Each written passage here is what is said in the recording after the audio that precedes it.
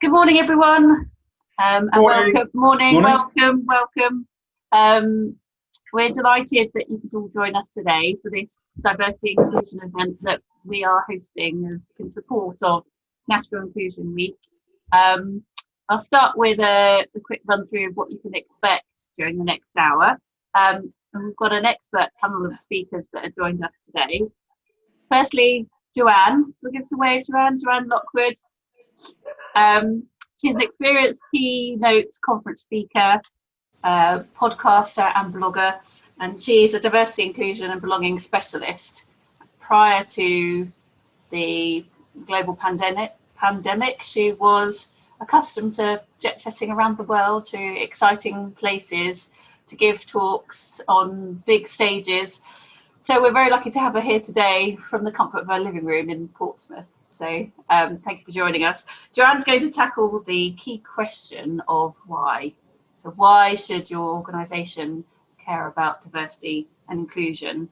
The positive impact that change can have on employees and the organisation as a whole, and the research that supports that. So next we've got Dr. Emily Yarrow. Emily, do you want to say hello to everyone? Hello, good morning. Thank you for joining, everybody. Emily is a lecturer in international HR management at the Portsmouth University Business School. She's a corporate background and will be sharing with us today a model that she's pioneered that will allow us to assess in our organisations the what. So what the current situation is with regards to diversity and inclusion and what needs to change and improve. And then lastly, Annie Coleman. Hi, everybody. Morning. Hello, Annie. Annie's going to talk to us about the how. So Annie's a D&I practitioner. She has an impressive background working with large corporates, but also as a D&I consultant on some high-profile projects such as the 2012 London Olympic Games. So Annie's going to talk to us based on her experience of what works and what hasn't worked, to give you ideas on how you can initiate change within your organisations, from getting executives on board with the need to take action to drive D&I, through to how to manage your supply chains. Then we're going to have some time available at the end for Q&A. So if I can ask you all during the presentations to keep yourself on mute, and then at the end, either put it in the chat if you don't want to speak up, or raise your hand and unmute yourself and ask a question. We welcome questions. We want lots of participation. So firstly, we're going to kick off with a Mentimeter exercise, which is very simple and straightforward. So hopefully you've all got the link. I'll start by sharing the question. Where are we? Which has completely disappeared. Bear with me.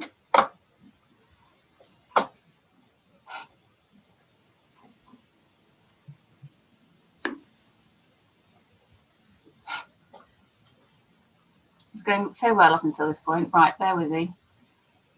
If you've got the email with the link and the code, you should be able to just log in and put in 3 questions. Basically, we'd like to ask, what does inclusion mean to you? Ruth, you sent it through yesterday at 22:04 to us. Yes, to the team, but everyone else would have had it earlier than that. Just wondering whether or not you might be able to pick it up from the email. Oh, I see what you're saying. No, it's got to be, oh, you don't want to see my calendar. No. Oh, I don't know. Might be quite interesting. Oh, yeah. If you pop it in the chat, we can click on it from there, can't we? Hang on. Here we go. Here we go. Can you see that? Certainly can. Yep. Good. So there's no right or wrong answers. And it's completely anonymous. Ruth? Yeah? Sam? Hi. I can't do the questions. I'm currently feeding the baby, but I'm watching. Okay, all right, that's Okay, allowed. I've got one hand. Okay, I can hear her. Thank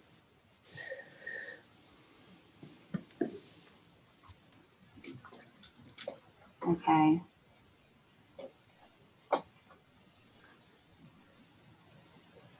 So hopefully technology works. We'll get a nice word cloud, which I can share with you all. Okay, fingers crossed, here we go.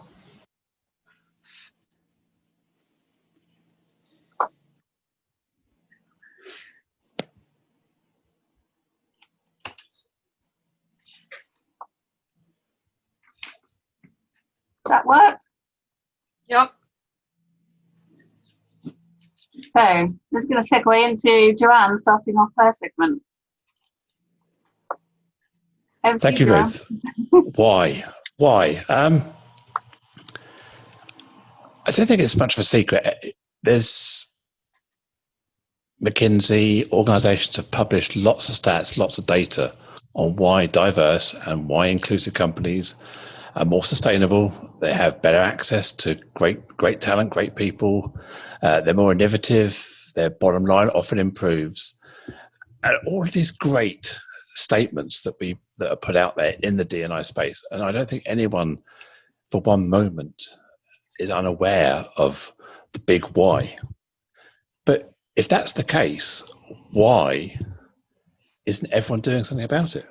Why isn't everybody putting 16% on their bottom line? Why isn't everybody attracting and retaining great talent? Why isn't every company leveraging the power of diverse thoughts and bringing people together in organizations? And what I often find is that people and organizations don't have their own why of D&I. They don't understand what it means to them as an organization. Why does it matter to you? And that's where I start when I talk to organizations. Why does it matter to you? What are you trying to look out? What are you trying to get from this process? There's the yin and the yang. It's the right thing to do. It's humanity. We're great people. We want to show respect. We want to make sure our people feel valued. We want to make sure our customers feel valued, and we deliver great service. The people element. But there has to be the other side of that coin, the tails, which is it has to have a business benefit, it has to have a tangible return. Because in the same way, when we talk about being inclusive, we have to think about different people's thinking styles. Some people are data-driven. Some people are emotionally driven. So we have to tick both those boxes as well. So for me, the best why is where it goes hand in hand, both the financial, the logical side, but also the emotional, heartfelt side. And each organization needs to understand what that means to them, their own why. So they can say, we're doing this because, and they can be authentic. They can communicate it with their team. They can live and breathe it as part of their values and culture. So for me, that's the why. The why is it's the right thing to do, and it makes great business sense. Just to pick up on that, Joanne, if I may, it is quite interesting looking at the word cloud, that the words that seem to pop up the most were things like fairness, togetherness, equality, belonging, all really, really good words. I didn't see much about productivity, actually. So I quite agree, Joanne, it's got to be an own company's why.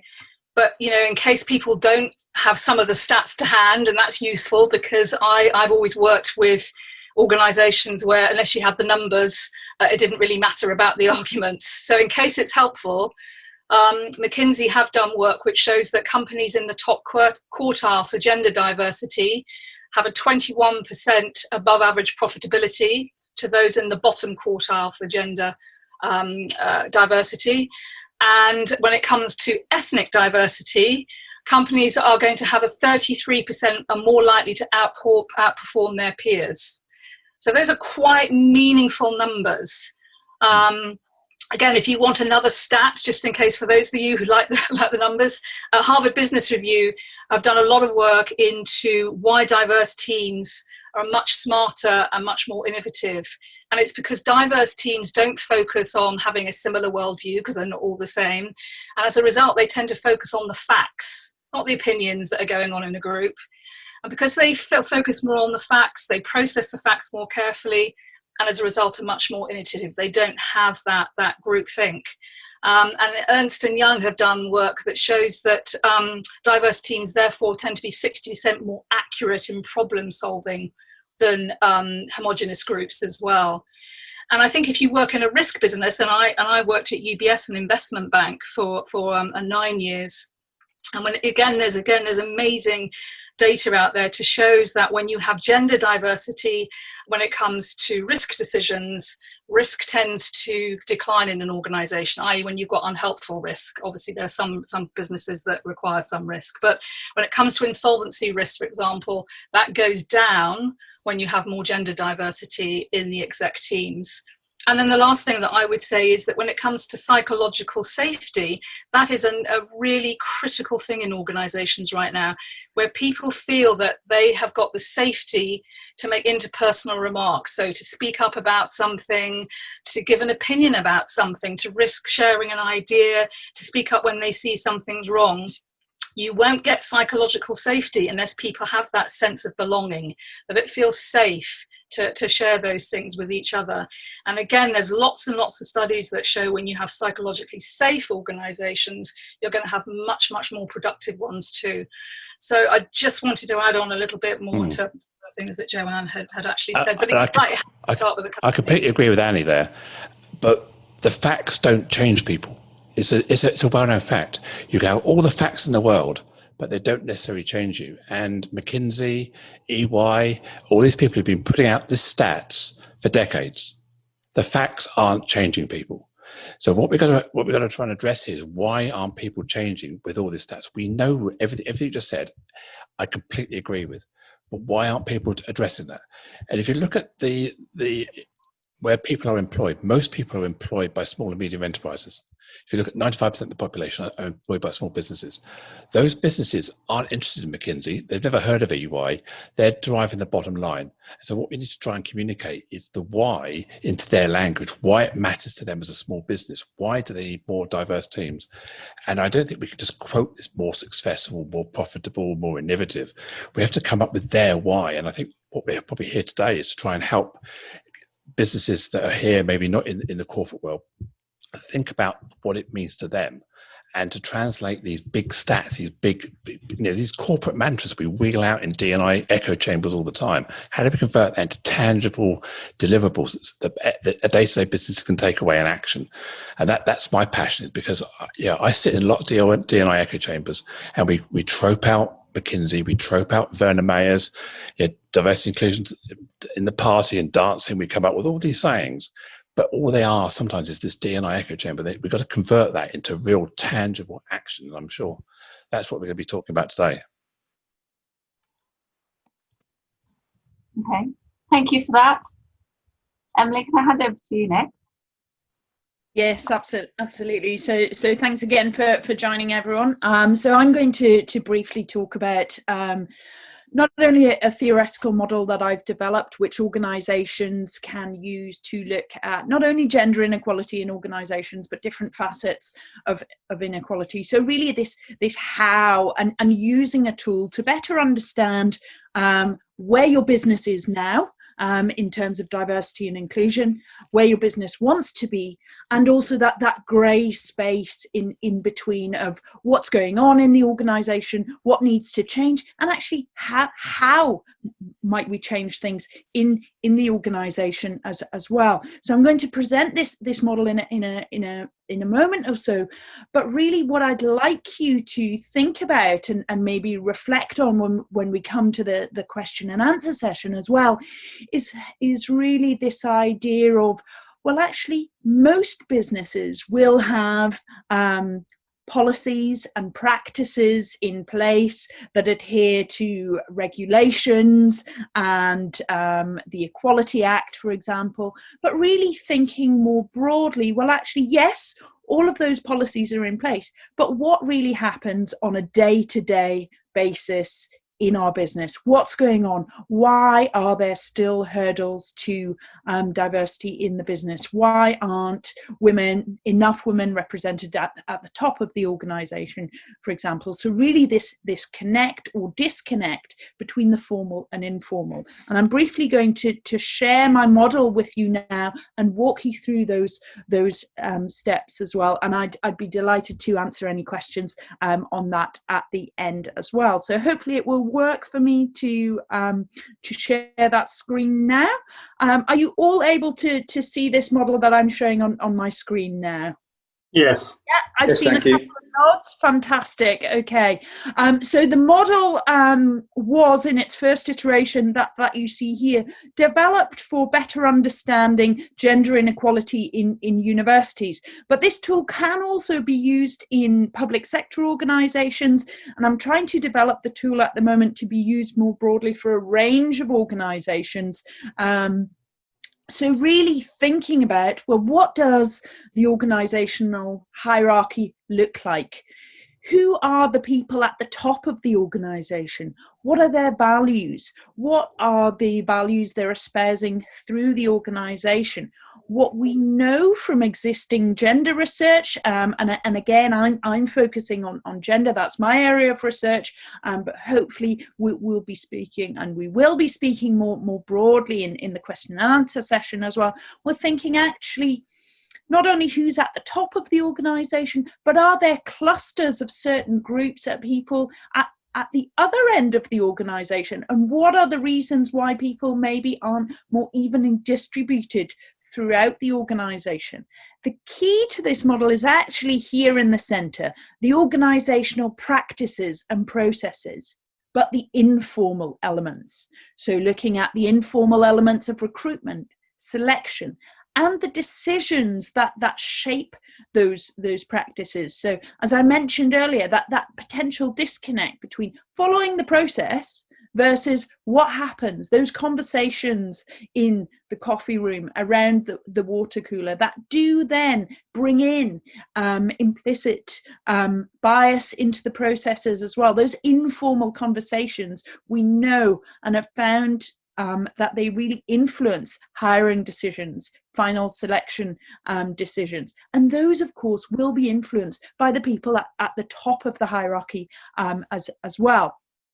And again, those are all influenced through the informal networks, which also are made up of relationships with the leader or leaders of the organization, also at the more meso level. So for example, frontline managers, middle level managers, those who are making decisions potentially around recruitment and selection play a key role here. And we need to start thinking about encouraging people to reflect on their own biases as well, and how those biases are influencing decisions. We know that the gender of a leader, the ethnicity of a leader, and of decision makers also play a role in influencing these decisions. You'll see here a number of arrows in the model, and what they really represent is really what's driving decision making, and how bias in decision making, how our own implicit biases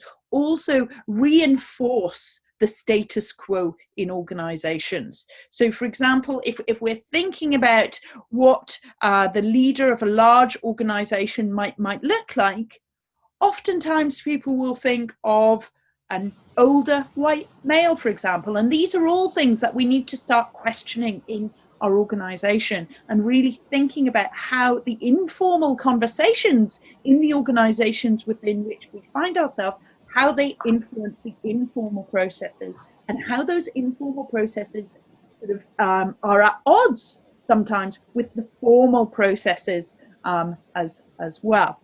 So hopefully that's given you an insight to starting to think about where your business is now in terms of what the business actually looks like, the composition of the business, where you are in terms of diversity and inclusion, not just in terms of gender equality, but more broadly, and where your business wants to be. We've seen on the word cloud earlier that most people actually do want to find themselves in an egalitarian, inclusive working environment. It's about thinking about, first of all, analysing and understanding what those hurdles to change are and how we might tweak the policies that are in place as well to enable further change. I'll stop sharing my screen now, and hopefully that will act as a platform for further discussion later on. And I'll pass you back to Ruth. Thank you. Thank you, Emily. So Annie's going to talk to us now about how we can actually approach the task of making change. Thanks very much. So this is by no means going to work for everybody. I'm just going to throw out a whole range of different things. And just as Joanne said, you've really got to find out what's going to work for you in your own organisation, and every organisation will be different. I think the number one thing there has to be a commitment from this right at the very top, from the board of the organisation, from the CEO and the executive team. Unless they are committed to this, it will be really, really hard to get any meaningful change to happen in the organisation. So it's got to start at the top, and the CEO and board really have to have a compelling vision of what it is they want to achieve and how that's going to help the business. And to do that, you do need some data. You need the data to understand what is the problem you're trying to fix. So you need to get that data initially, and then you have to look at it just as you would any other business metric. So when you look at your finance figures, when you look at your sales, you also need to look at the data that applies to gender, ethnicity, etc. And you've got to track it, and it's got to be transparent. You've got to let the whole organisation know what it is you're trying to do and where you currently are with that data. And then you've really got to push that accountability and responsibility for making that change happen right through all the organisation. It can't just stay at the top.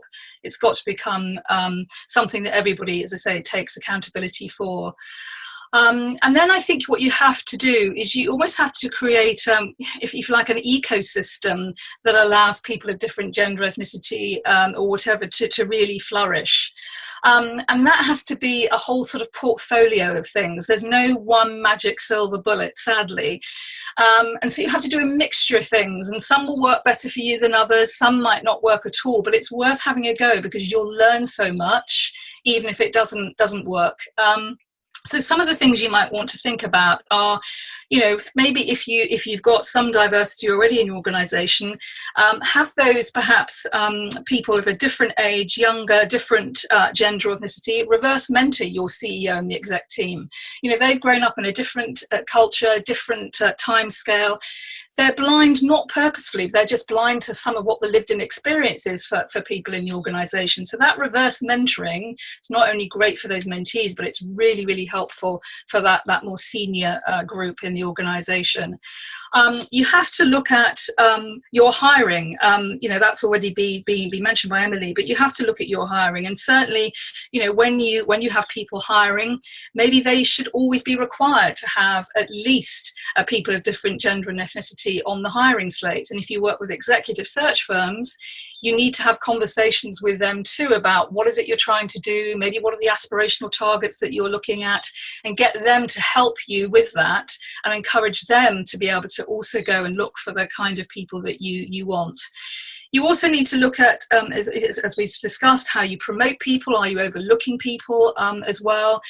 And I think sponsorship as well as mentoring is really effective. So by sponsorship, I mean you have people in the business who are looking at those high-performing women or people of different ethnicity or whatever the diversity is and championing them for roles and promotion in the organisation. It's not just about giving advice, it's actually really showcasing them, giving them those growth opportunities in the organisation, those challenges that really allows them to excel and be seen.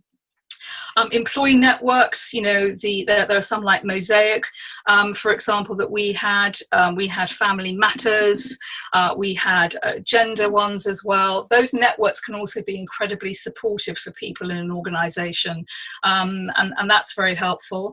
Having role models that you champion and you make visible, because again, if people can't see people like themselves higher up in the organisation, that's very dispiriting. So those role models also need to be visibly out there.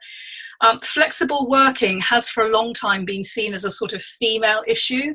And it's not. Flexible working is something, and I think it's been shown by COVID and the more fact that people are working from home more. Flexible working is what most people want.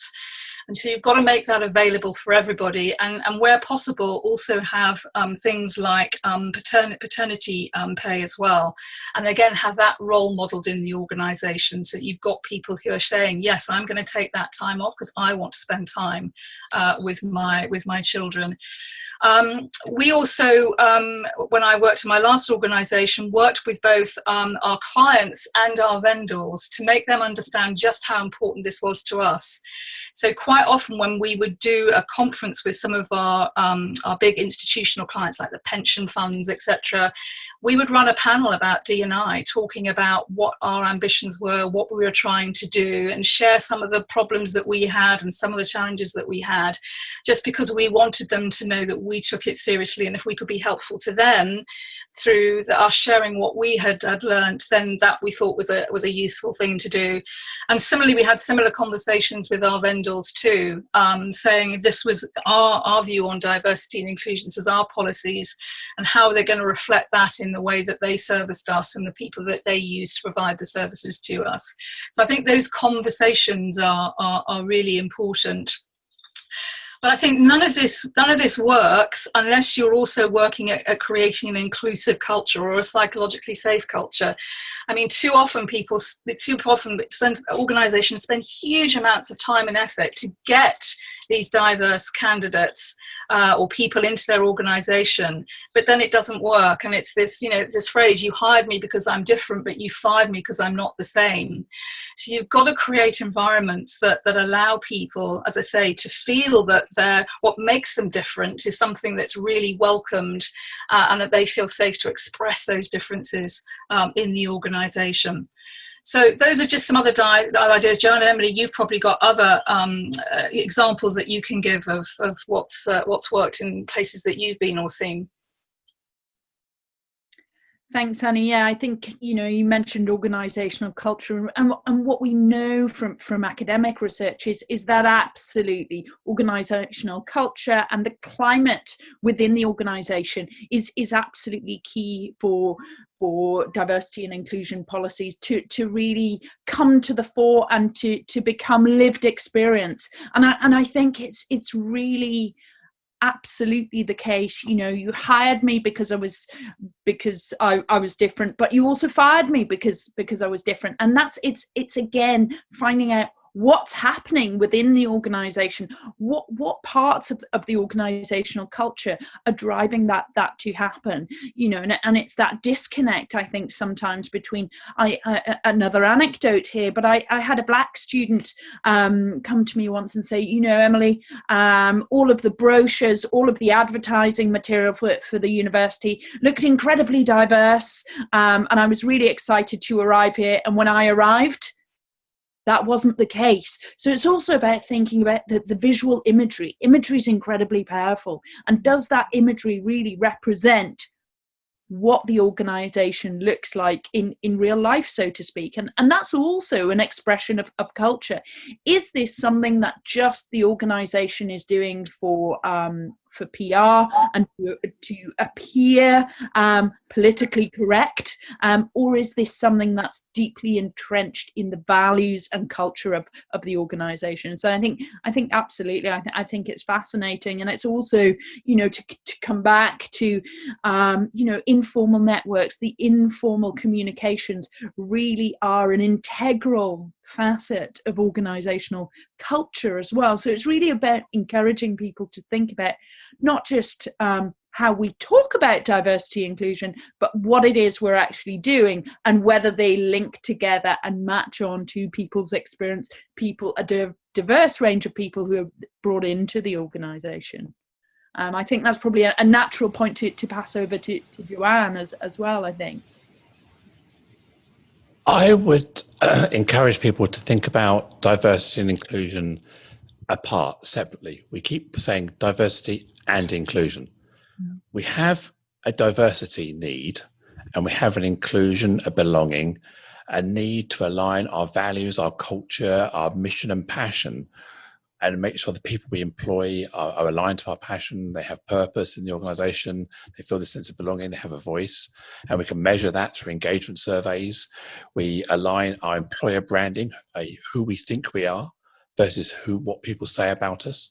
In the same way we think about our product branding, when we go to market, what do our customers say about us? We want to know what our people say about us.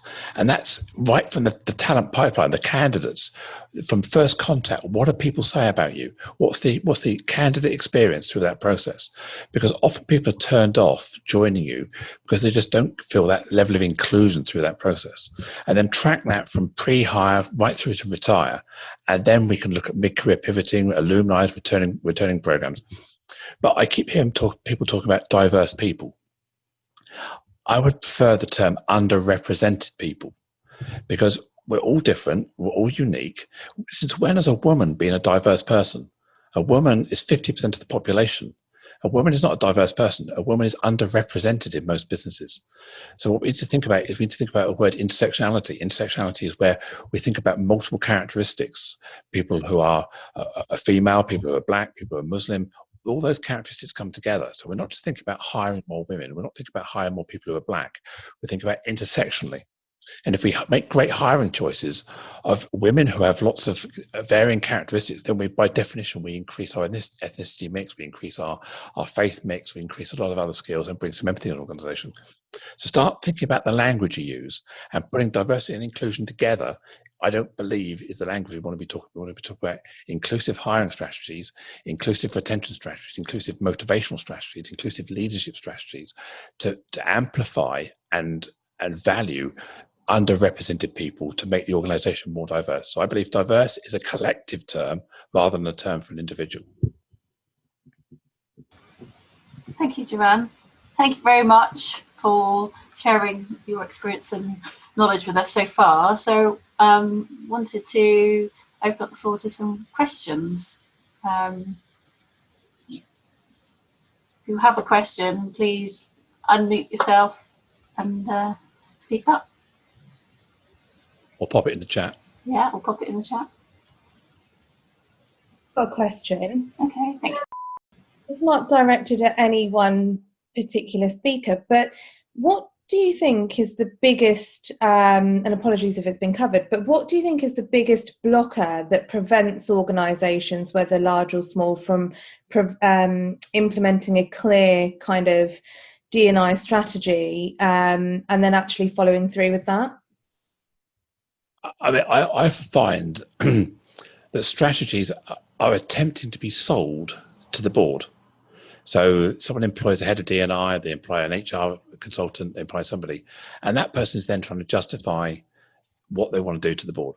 The board of directors is responsible for driving strategy. The board of directors is responsible for creating vision and direction. The board of directors need to be behind these strategies and championing them. As soon as I hear someone say, I've got to go to my board and try and justify this, I'm thinking, well, this is the wrong way around. So I think the biggest blockers are the board of directors, the chairman, the CEO, whoever has the ultimate responsibility in an organization. Those are the people that are the blockers. They're not championing. They're the ones that don't get it. So whenever I work with organizations, if I haven't got access to C-suite, I almost know that the initiatives are going to fail. So the C-suite have to be the drivers. They have to be the first ones on the training course. They have to be the first ones in the workshops. They have to sit shoulder to shoulder with their teams as a peer, not in any hierarchy, to make sure that everybody shares this vision together. So I think that's where I would see it, championing from the C-suite, from the people who own the businesses and run the businesses. Without that, that's always going to be a blocker. Thank you. I'd also sort of echo what Joanne was saying, and I think that's also something we know from the academic research, is that the buy-in has to come from the top and trickle down through the organisation in order to not just accept those strategies and have them play out through policies, but really to have management buy-in, because what we know is that if you have the buy-in at the top level in the C-suite, is that will trickle down through the organisation, and that really is integral in terms of driving those decisions forward. And if I could just, add to that from my experience, it is also, whilst you can have all of the championing in the world in the C-suite, and I've been in roles in that position, the people on the C-suite have to really live and breathe that and keep that next level of management down and the level below that engaged in it. And I say that having spent 25 years as a kind of fighting my own battles on that front. But it's tough. It's tough because the C-suite's always moving on to the next thing. They have to. You need that continuity of messaging and consistency of messaging. I think that's the key thing, because people don't like.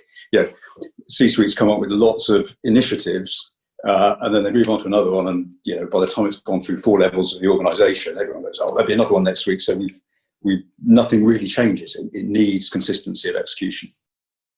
Emily, you mentioned about you have to sort of get to grips with actually what's happening within an organisation culturally, and sort of read the room or keep your finger on the pulse. But how do you practically go about that in terms of what do you put in place? If we're talking about online engagement questionnaires or something like that.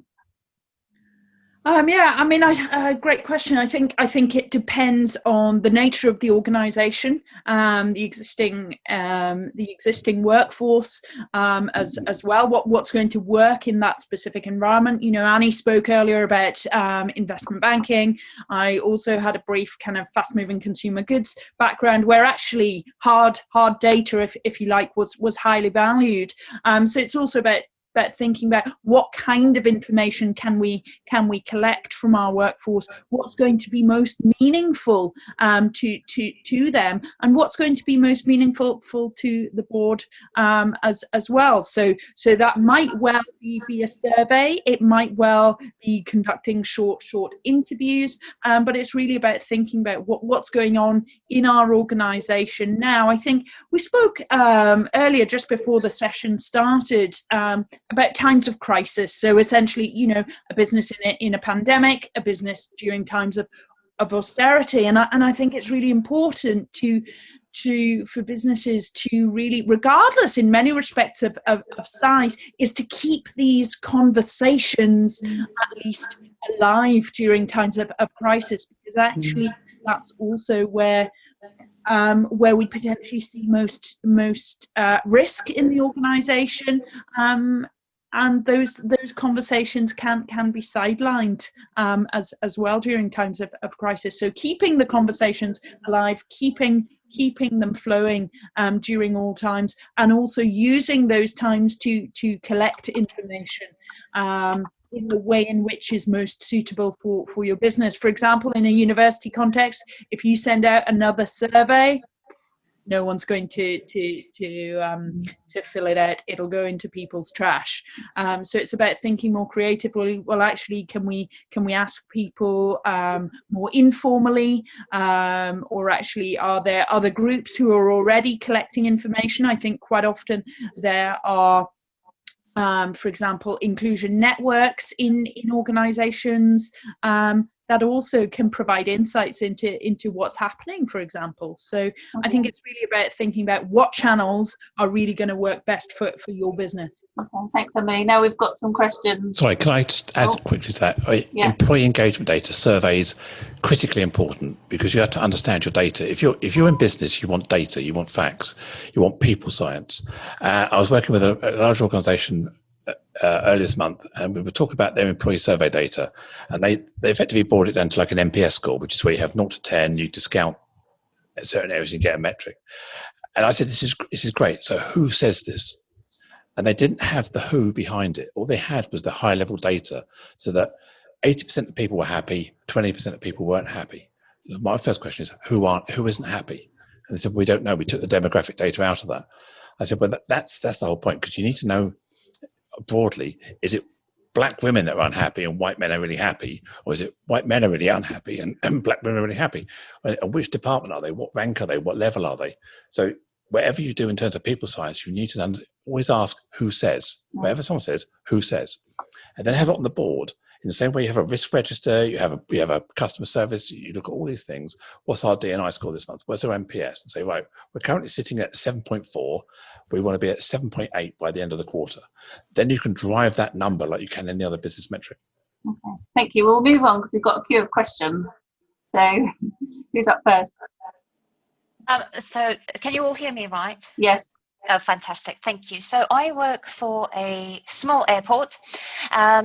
The position that I'm in at the moment, it's the first one that the airport has ever had. So we've never really had anybody looking at any sort of MI regarding diversity, inclusion, any sort of understanding the audience. And in the time that I've been there now 18 months. And I'm finding that as I'm trying to bring about change, I'm not having struggles from the C-suite necessarily. They're quite happy. They say crack on, although they're probably not as engaged with it as I'd like.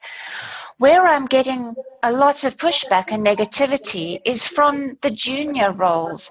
And I've been told quite a number of occasions that the attempts to bring in more diversity and understanding is tokenistic. I'd like some advice from the panel, and how can I guess, if I'm just going to talk straight and be out with it, it's how do I look more authentic as a white person when I'm trying to talk about things like Black History Month or LGBT History Month, that sort of thing, and I'm finding that quite difficult. Is how do I create that openness in people to say, yes, this is something we need to talk about, and yes, we've never done it before, but that doesn't mean we shouldn't start now. Who would like to respond? Anyone? I mean, a quick response without any detailed answer there is people respect vulnerability. And I think if you were to say exactly that to people, I don't feel authentic here. I'm struggling as well. I need your help. Let's work together on this. This is the why. And then people will see that and come to you and go, wow, this is powerful. We're going to do this together. And I think by being authentic and being open and showing that you don't have all the answers and you're trying to do this collectively is very powerful as well. So I don't think you should be ashamed or carry any shame with that. You see that as an opportunity to open up and say, come on, I'm struggling. Let's sit down and have a coffee. We can all sit down and have a coffee together in the canteen. Who wants to come along and have a chat? Everyone's got ideas, and let's do something with that. And I think use that as a good excuse to not be seen as aloof or knowing it all. That's really helpful, actually. I think that is a good thing. It's one of the words that I put in on that word cloud was authenticity and being vulnerable. And I think that's actually really a key part. I don't have to shy away from the fact that I'm not Black, but I do have intersectionality. So I can, thank you. That's really, really helpful. Good. You've got a question? Hi everyone. Thank you so much, by the way, for this. This is an absolutely fantastic session. I'm really, really pleased that I joined. My question, I guess, is to everyone again. I completely appreciate what you were saying about the change needing to be driven by the C-suite and it needing to come from our business leaders. But I'm sure it goes without saying that obviously this is a process. It's not necessarily something that can be an immediate change. So whilst our chief people officers and our D&I directors are having these conversations with the people higher up, what can we be doing on a more informal basis to help support our middle level managers perhaps be more inclusive in their behaviours that feels authentic and that it's not driven as some kind of HR initiative just in the interim? Annie? I'm going to chip in again. Be supportive of initiatives to collect data. So in the junior levels, if you amplify and support each other and create a voice, you can create a voice that people will listen to. So when surveys come out, when people want to find out what you're thinking, feed that back. Be active in that yourself. So rather than go, oh, here we go again, another D&I survey, nothing's going to happen. So right, we want to engage. What's going to happen? And almost like be enthusiastic about that. So don't be ground down by inaction. Create action. Form your own staff network. Create your own chair, have voice, have power within your organization, then go to the management and say, look, I now represent Black women in the organization and we want to have a voice. We've done our own survey and here's the data we're finding. The organization's going to go, wow, we can't argue with that. So don't be drowned. Start to float and have your own amplification. Yeah, a couple of things on that to add too is we actually, in my last company, formed employee action streams. They were groups of volunteers who came together to help come up with their own pragmatic ideas on how we should address different challenges coming out of the employee survey, for example. And so there was one that looked at inclusion, and we handed over the issue to them and said, well, look, you come up, you juniors come up with what you think. So to go back to the earlier person, if they think it's tokenism, go back to them and say, okay, well, you form a group, come and tell me what needs to be done to make it not tokenism. So get them coming up with the ideas.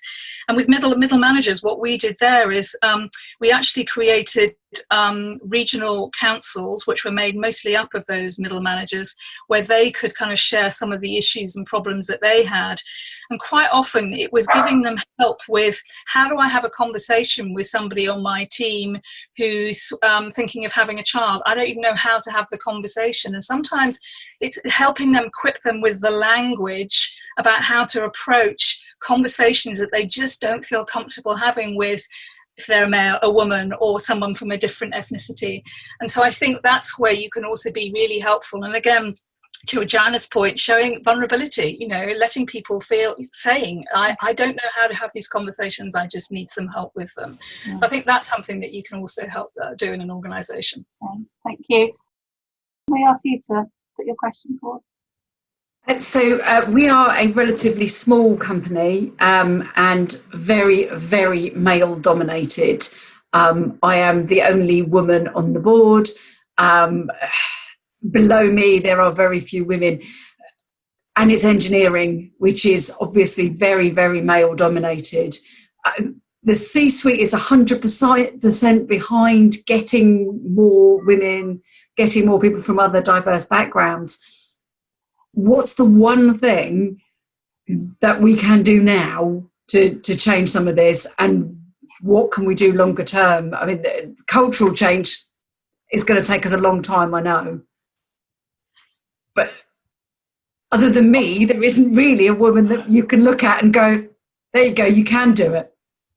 I think it's maybe I'll take this one if I may. I think it's also about potentially looking at other organisations in your area and in your field, and trying to find examples of best practice as well.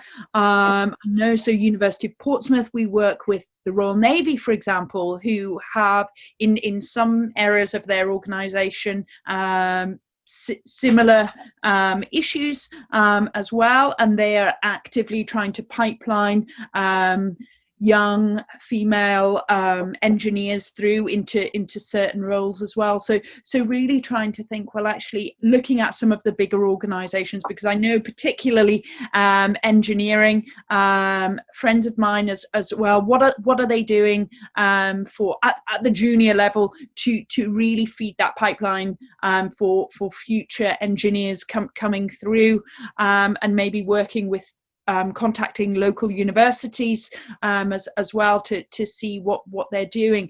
I think, and this is something that's sort of come up a little bit already this morning, I think one has to be very careful when we're setting up networks and passing the ball back to people to make suggestions, to make change, is to not overburden the one woman on the board or the one ethnic minority in the organization, because ultimately when anything with gender comes up, it's passed to oftentimes passed to that person, or we'll wheel out our one woman to be on the posters or whatever. Again, coming back to that example, the imagery that we have to have for the organization actually has to match what really is going on there. So my one advice would really be to seek out best practice for your sector, and try and build on that, and maybe learn from what others are doing as well, and fashion that to fit to your organisation. Thank you. I think we've got another question.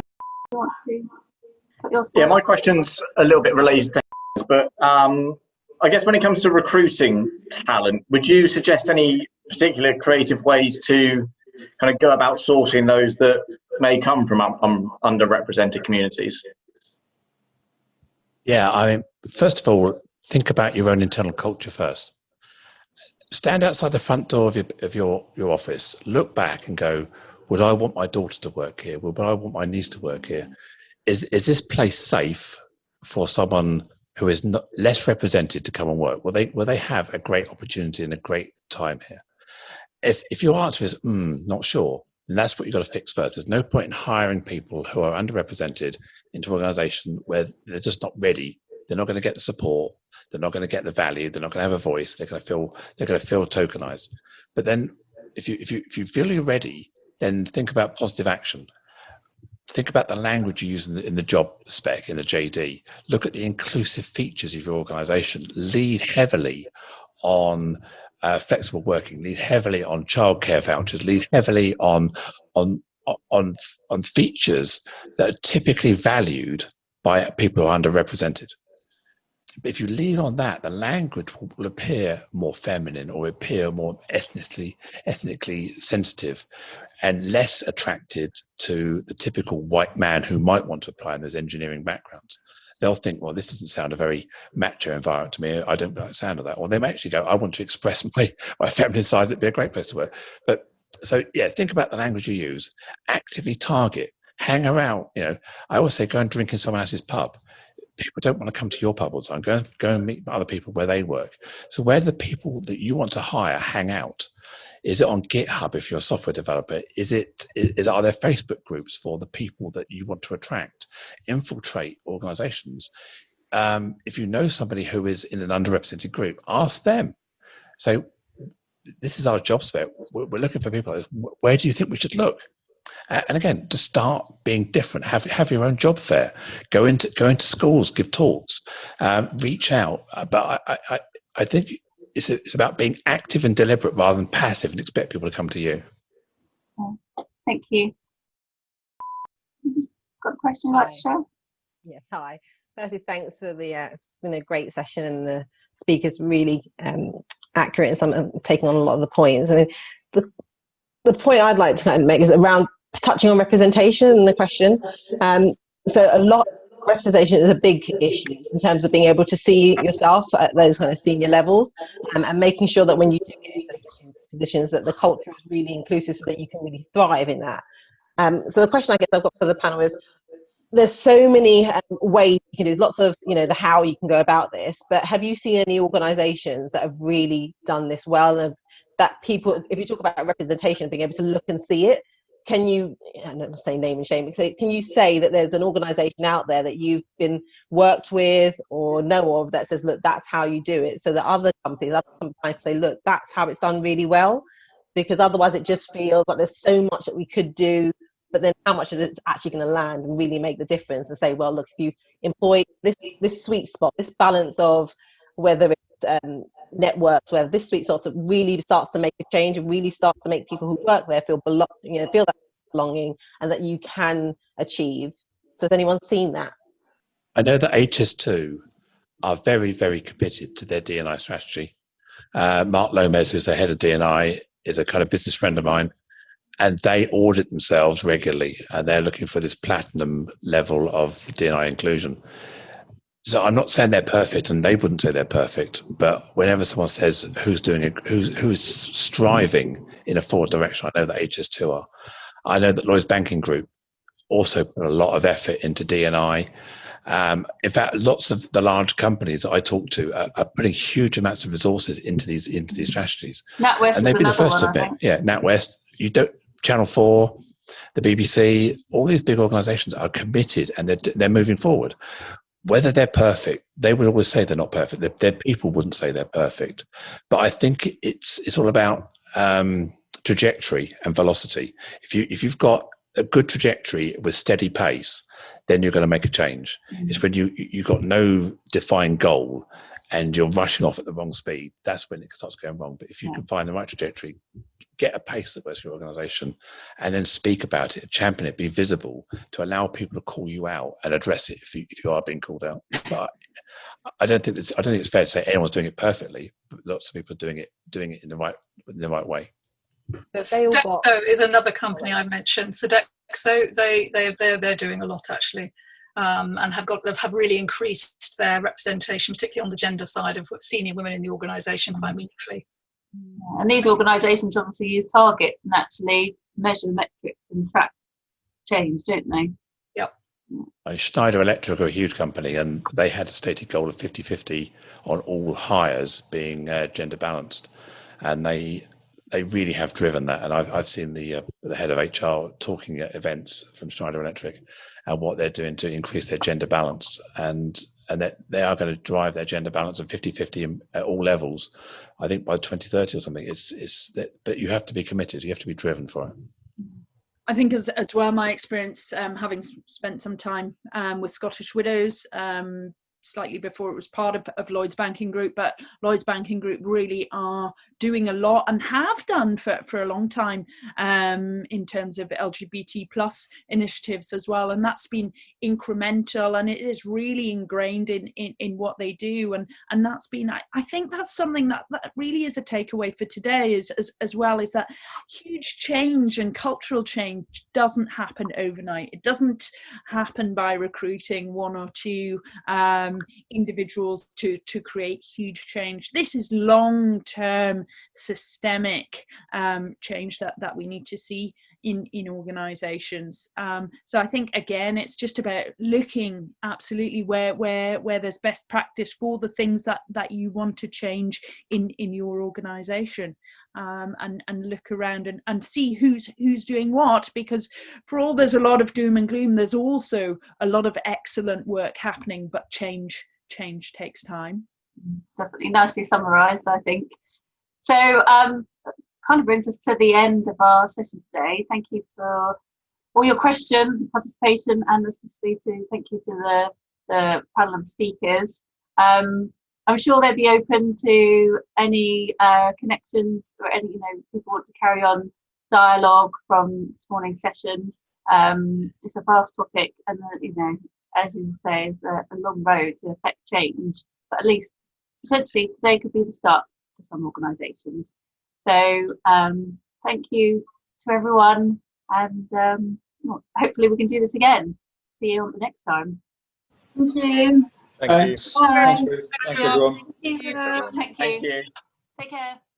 Cheers. Bye.